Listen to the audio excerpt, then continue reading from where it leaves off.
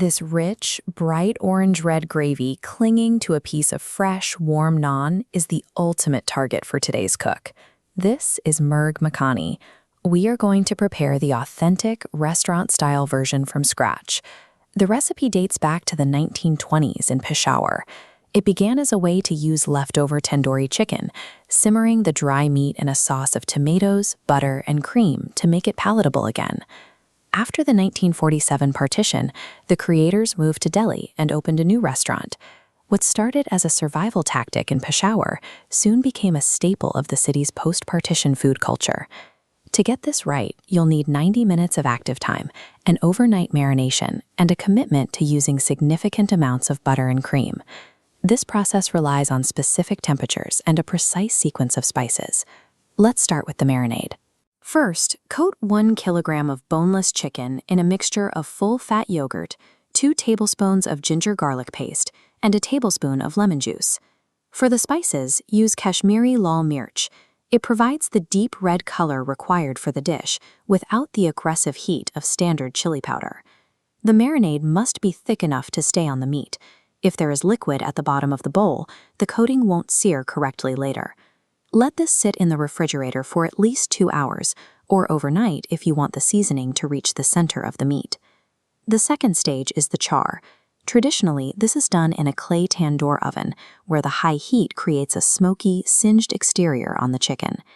At home, you can replicate this by roasting the chicken at 200 degrees Celsius for 25 minutes, or by using a heavy pan on the stove.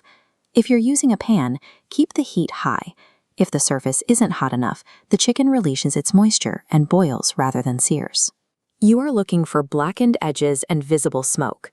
This transformation is what provides the base flavor for the entire dish. This singed exterior provides a necessary contrast to the heavy, creamy sauce we're about to prepare. Now, begin the gravy by melting 3 tablespoons of butter in a cream pan.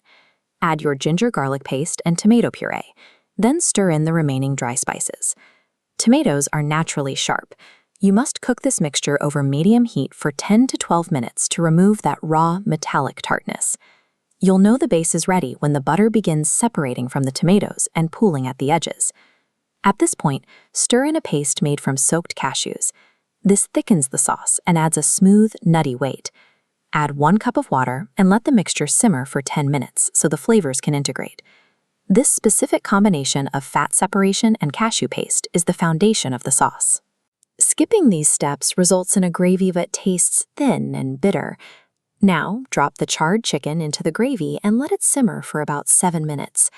Turn the heat down, stir in the final portion of butter, a cup of cream, and a teaspoon of sugar to balance the remaining acidity of the tomatoes. If the sauce has thickened too much during the simmer, add a splash of milk to bring it back to a silky consistency. Finally, you must take the dried fenugreek leaves and crush them between your palms as you sprinkle them in.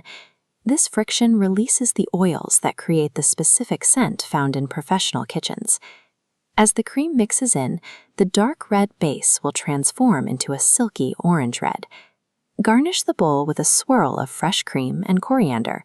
Serve it hot with naan or rice. By maintaining the heat for the char and the timing for the tomato base, you have produced the exact result that